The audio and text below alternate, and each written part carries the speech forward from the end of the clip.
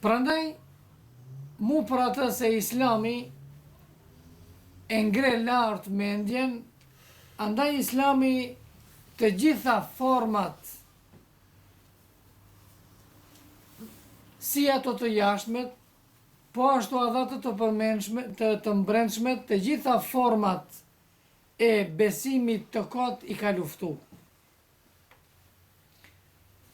Edhe mu për këtë, ju të gjithë e dini, Allahu Gjeleshanu nuk lejon që dikush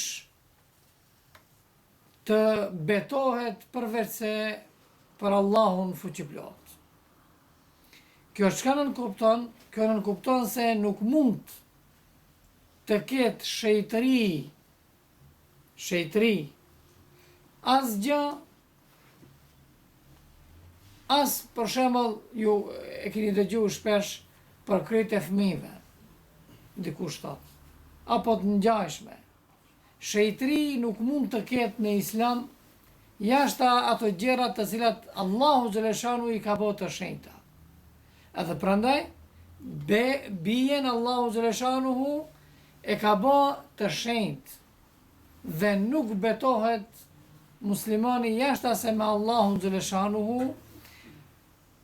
Gjithashtu, Islami e ka luftu bie fjala edhe të falësh para ndonjë varri. Nëse ka ndonjë varr, edhe të përpara, edhe ti drejtohesh edhe falësh. Pse e ka ndalu? Mu për atë që të lufton të gjitha llojet e kujt, llojet e shejtërimit, apo që mendja, domethënë, mos i lejohet mendjes që të nënshtrohet diçka që nuk është e vërtet. Prandaj, Hazreti Omeri, radiallahu anhu, ai ka qenë shumë vigjilent. Prandaj Hazreti Omeri e ka luftu një gjë të tillë gjatë jetës së tij, ja tregohet se Hazreti Omeri ka shku e ka pre një pemë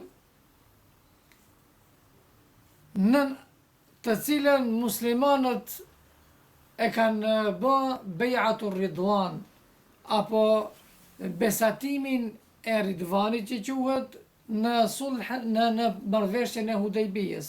Pas marrëveshjes së Hudejbijës, Muhamedi sallallahu alaihi wasallam dëgjoi se Hazreti Osmanin pabesimtarët e kanë vrarë.